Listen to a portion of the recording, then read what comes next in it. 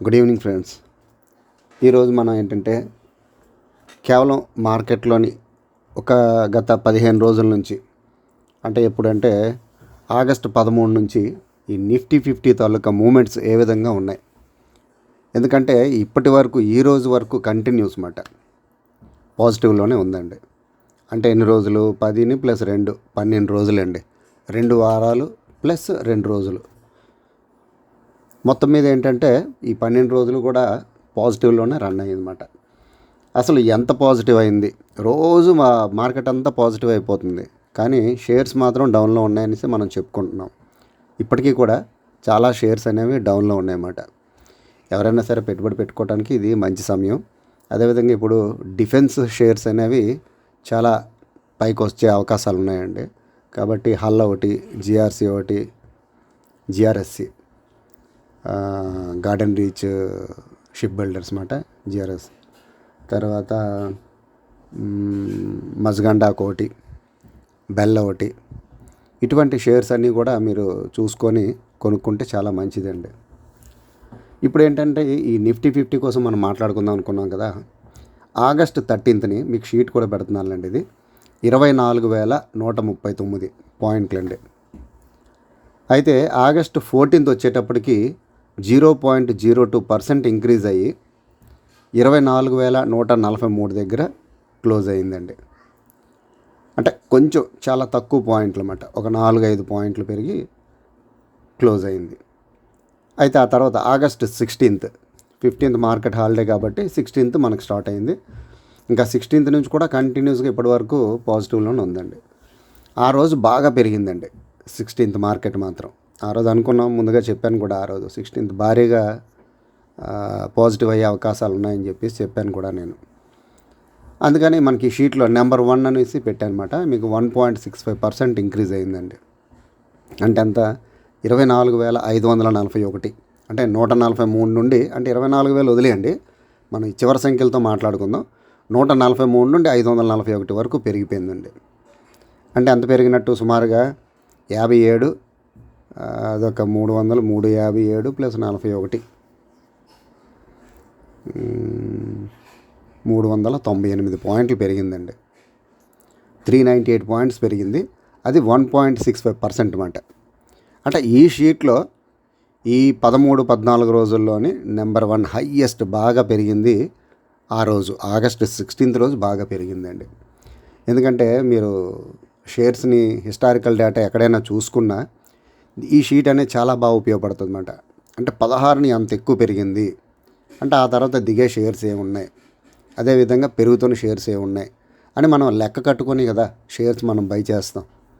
అదేవిధంగా అప్పుడు ఆ తర్వాత కంపెనీ పనితీరు ఎలా ఉంది, లాభాల్లో ఉందా, నష్టాల్లో ఉందా, దీని బ్యాక్గ్రౌండ్ ఏంటి, ఇటువంటివన్నీ చూస్తారు. దీని అమ్మకాలు పెరిగాయా లేదా, అప్పులు ఏమైనా ఉన్నాయా లేదా, బ్యాలెన్స్ షీట్ ఏ విధంగా ఉంది, అదేవిధంగా P&L ఏ విధంగా ఉంది, ఇటువంటివన్నీ చూసుకున్న తర్వాతే మనం షేర్స్ని బై చేస్తాం అన్నమాట. చాలామంది అలా చేస్తారు. కొంతమంది తెలియకపోతే మరి ఏదో చేయాలి, కానీ చాలామంది చూసుకొనే చేస్తారు. ఎందుకంటే డబ్బు కదా, ఇది సంపాదించడం అంత సులువు కాదు. కాబట్టి 1-2 సార్లు మనం ఆచి తూచి షేర్స్లోని బై చేయాలండి. అదేవిధంగా ఇక్కడ ఆన్లైన్లో అంటే యూట్యూబ్లో చెప్పేవి పక్కా అనుకొని కానీ, పాజిటివ్ అనుకొని కానీ కొనడం మంచిది కాదండి. ఇంకా 10 మందిని అడిగి, అంటే మీ తాలూకా ఫైనాన్షియల్ అడ్వైజర్స్ ఉంటారు కదా, వాళ్ళని అడిగి తెలుసుకొని కొంటే చాలా మంచిది. అంటే మేము కూడా పాడైపోమని కాదు కదా, బాగుపడతారని, ఇవి కూడా పాజిటివ్ అవుతాయని మేము సజెషన్స్ ఇస్తాం, అంతే తప్ప ఇవే పెరుగుతాయి, ఇదే చేస్తుంది అని చెప్పేసి మనం ఏం చేయమండి, మేము చెయ్యమాట. తర్వాత 16 నుంచి 19కి వచ్చేటప్పటికి 0.13% పెరిగిందండి. అంటే 572, అంటే కేవలం 31 పాయింట్లు పెరిగిందండి. తర్వాత మరుసటి రోజు 20వ తారీఖుని 698కి పెరిగిందండి. ఇది నెంబర్ 3 అని పెట్టుకున్నాను. 0.51%, అంటే 0.5% కన్నా పైన ఉన్నవి ఈ మూడే మాట, 3 రోజులే. ఆగస్టు 26, తర్వాత ఆగస్టు 20, ఆగస్టు 16, ఈ రోజుల్లోని బాగా పెరిగిందండి మార్కెట్ అనేది. తర్వాత 21వ తారీఖుని 770కి పెరిగిందండి. అదేవిధంగా ఆగస్టు 22, 24,811, ఇక్కడ కూడా పర్వాలేదు, ఒక మాదిరిగా 0.17 పెరిగినట్టుగా మనకి ఈ షీట్లో చూపిస్తున్నామండి. 23rd just 0.05. ఇప్పుడు 26th చూడండి, నెంబర్ 2 అని ఇచ్చాను. అంటే 1 ఎప్పుడు పడింది మనకి? August 16th తర్వాత August 26th, అంటే 10 రోజుల తర్వాత మళ్ళా 0.76% గెయిన్ అయిందండి మార్కెట్. అప్పుడు 25,000 క్రాస్ అయిందండి. చూడండి, ఇక్కడ 24,500 అయితే అక్కడ 25,000 క్రాస్ అయిందన్నమాట. 10 రోజుల్లో 500 పాయింట్లు పెరిగింది అన్నమాట. అంటే 10 రోజులు కాదు, ట్రేడింగ్ అయినాయి తక్కువ, 6 రోజులు. ఈ 6 రోజుల్లో 7 రోజుల్లోనే 25,000 క్రాస్ అయిందండి. ఆ 25,000 క్రాస్ అయిన తర్వాత మళ్ళీ ఇంకా డౌన్ ట్రెండ్ లేకుండా 27, 28, 29, 30 ఈ 4 రోజులు కూడా పాజిటివ్లోకి వచ్చిందండి. చూడండి, 27 0.03% పెరిగింది, జస్ట్ 7 పాయింట్లు పెరిగింది అన్నమాట. ఆ మరుసటి రోజు August 28 0.14% పెరిగింది. కానీ ఇవాళ పెరిగినవన్నీ కూడా చిన్న చిన్న పర్సెంటేజ్లు అన్నీ కూడా నేను చెప్పినవన్నీ కూడా అంటే నెగిటివ్ ఎక్కువ ఉన్నాయన్నమాట. ఈ మార్కెట్లోని స్టాటిస్టికల్ డేటాలో మనం చూసుకుంటే ఎక్కువ షేర్స్ నెగిటివ్లో ఉన్నాయి, మార్కెట్ మాత్రం పాజిటివ్లో ఉంటుందన్నమాట. నిఫ్టీ 50లో ఎన్ని షేర్లు ఉంటాయండి? 50 షేర్లు ఉంటాయి. ఆ 50లోని ఒక్కొక్కసారి ఈక్వల్ వస్తుంది, ఒకసారి ఎక్కువ తక్కువ వస్తుంది. మార్కెట్ నిఫ్టీ 50 పాజిటివ్లో ఉన్నా సరే షేర్స్ డిక్లైన్లో ఎక్కువ ఉంటాయి. ఇవన్నీ జరుగుతూ ఉంటాయి కామన్గా. తర్వాత 28 అయిపోయింది కదా, 29వ తారీఖుని చూడండి, అంటే నిన్న 25,151, అంటే సుమారుగా 100 పాయింట్లు గెయిన్ అయిందండి, 0.40% అండి. అదేవిధంగా August 30, అంటే ఈ రోజు అండి, 235, అంటే సుమారుగా 84, 85 పాయింట్లు పెరిగి 0.33%కి ఈక్వల్ అయిందండి.